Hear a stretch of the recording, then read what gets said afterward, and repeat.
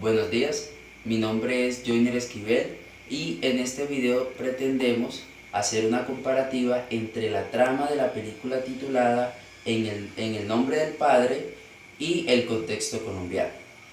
La trama de la película consiste en un joven llamado Henry junto a su padre que los acusan injustamente de haber cometido un atentado terrorista en nombre de un grupo paramilitar irlandés en una importante ciudad al sur de Inglaterra, donde mueren 5 personas, entre ellas 4 soldados y un civil, y quedan heridos 74 personas más. Lo que busca esta película es mostrar todo lo que Henry y su padre hacen para probar su inocencia dentro del proceso, lo que se puede asimilar un poco en el contexto colombiano con una figura llamada los falsos positivos, porque a las personas se les sometió a unas circunstancias las cuales ellas no estaban en la obligación de soportar. A continuación mostraremos unas sentencias que es el vivo ejemplo de este fenómeno. En los antecedentes encontramos que el día 27 de septiembre del 2005, la señora Marta Lucía Suárez, en nombre propio y en representación de los jóvenes Elizabeth, Ángela y Jimmy, interpone una demanda contra el Ministerio de Defensa, la Nación y el Ejército Nacional, alegando y solicitando que fueran condenados por daños morales, perjuicios morales, daño a vida en relación y por daños materiales, alegando que el Ejército Nacional había atentado contra la vida del señor Óscar Aristizábal. Esto es debido a que el día 3 de julio del 2004 el señor Óscar Aristizábal se encontraba en su plantación de caña y plátano en su finca cuando fue apresado por el Ejército Nacional sin motivo y causa alguna. Cuando los vecinos quisieron darse y percatarse cuenta de lo que estaba sucediendo, el señor Óscar Aristizábal fue trasladado a la escuela de la vereda donde se encontraba la señora Sandra Milena, quien había sido anteriormente retenida en su casa. Finalmente, el cuerpo de las víctimas es encontrado el día 4 de julio del 2004 en dicha escuela. Cuando la parte demandada va a responder, la respuesta es la siguiente. 1. Niegan que aceptarán las pretensiones de la señora Marta Lucía Suárez. 2. Alegan que el Ejército Nacional, señora Sandra Milena, quien había sido anteriormente retenida en su casa. Finalmente, el cuerpo de las víctimas es encontrado el día 4 de julio del 2004 en dicha escuela. Cuando la parte demandada va a responder, la respuesta es la siguiente. 1. Niegan que aceptarán las pretensiones de la señora Marta Lucía Suárez. 2. Alegan que el Ejército Nacional no estaba ese día en la finca. Y 3. También cuando se les pregunta que por qué el señor Óscar Aristizábal fue retenido por miembros del mismo, dijeron que el comportamiento del señor Óscar era bastante inusual y que estaba acompañado de elementos como la culpa y el dolor. Cuando están respondiendo también, entre otras, a las pretensiones de la señora Marta Lucía, alegan que, primero, el señor Óscar no se le reconocía como un trabajador de campo. Es decir, el señor Óscar tenía que reconocer y gritar a voces que era un trabajador de campo y que su plantación estaba dedicada exclusivamente a la manutención de su familia. Para concluir, la respuesta que dio el Ejército Nacional cuando se le pregunta por qué resultó muerto el señor Óscar Aristizábal, la respuesta tan cínica que solamente ellos pueden dar es que el señor fue un muerto en combate entre el ejército y un grupo paramilitar. O sea, dijeron primero que no se encontraban en esa zona, segundo que resultó siendo un muerto y que se dio sin querer por una operación de la llamada Operación Espartaco. Lo anteriormente planteado, seguimos también que el fallo se dicta el 1 de febrero del 2010, donde el Tribunal Administrativo de Antioquia accede a las pretensiones de la demanda. Para poder acceder a estas, dice que el señor Óscar Salazar fue aprehendido arbitrariamente por el Ejército Nacional, que seguido a esto no se demostró que él estuviera alzado en armas ni en una actividad insurgente, que se demostró por el contrario mediante testigos que él era un trabajador del campo. También hay un error de la necropsia porque dice el fallo como tal dice que la necropsia tenía un error de 82 horas. Dice la muerte como tal que fue el 4, pero realmente la necropsia dice que fue el 3. Seguido a esto se le liquidan todos los perjuicios excepto el de la vida en relación. Dicen que ese perjuicio no se ve probado durante el proceso, por lo tanto no es liquidado. Para lo siguiente, el demandante interpone recurso porque no se encuentra conforme de que no le hayan liquidado el perjuicio de vida en relación, aportando la sustentación a esto diciendo que ellos estaban acostumbrados a vivir en el campo y que debido a que su vida con su familia y con su padre de familia fallecido no podía continuar, les tocaba mudarse de él y les tocaba cambiar totalmente su estilo de vida. También el demandado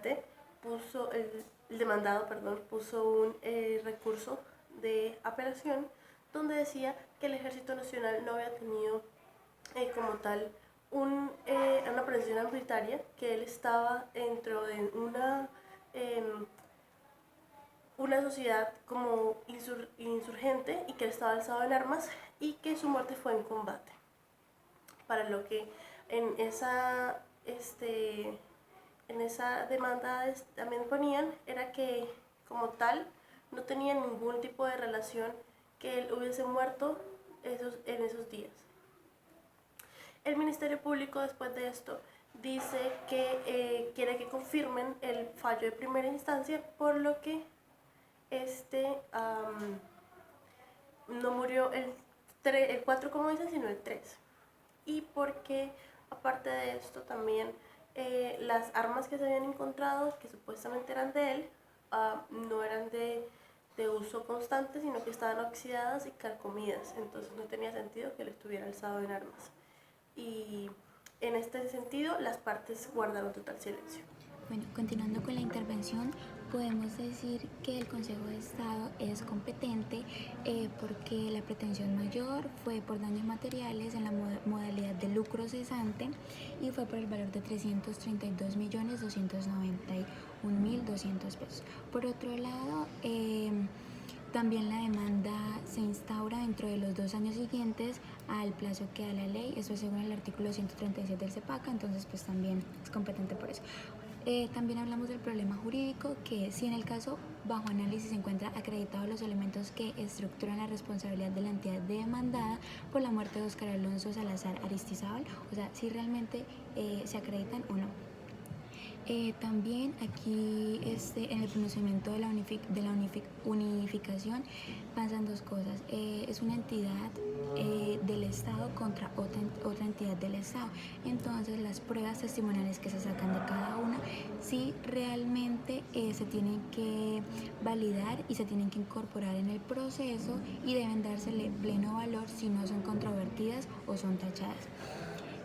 Pues también aquí hablamos sobre si realmente el señor pues era un paramilitar o trabajaba en el ejército o si realmente su deceso fue por causa de una ejecución extrajudicial.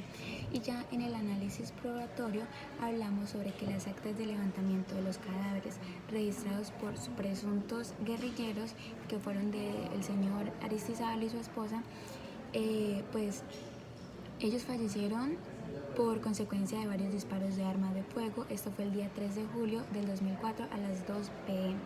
Al señor en la necropsia se le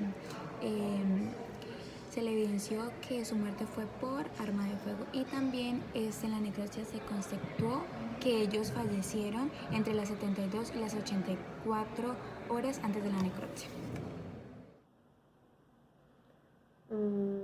Análisis de la sala. En primer lugar, se precisa que la decisión del juzgado 23 de instrucción penal, por medio de la cual no se abrió la investigación formal de los hechos en los que resultaron muertos Óscar Salazar y Sandra Giraldo, al haber encontrado la actuación del personal militar como legítima defensa, no es obstáculo para examinar la responsabilidad de la administración en relación con dichas muertes, a la luz del artículo 90 de la Constitución, que establece que el Estado debe responder patrimonialmente por los daños antijurídicos que le sean imputables causados por la acción u omisión de las autoridades. La Sala debe precisar que, de acuerdo con los pronunciamientos de la sección tercera de esta corporación, el hecho de que la absolución penal de los agentes estatales involucrados en la producción del daño o el cierre definitivo de la indagación no implica en modo alguno que el trámite contencioso deba concluir de la misma manera. Adicionalmente, se observa que la responsabilidad patrimonial del Estado no constituye el efecto civil de un ilícito penal.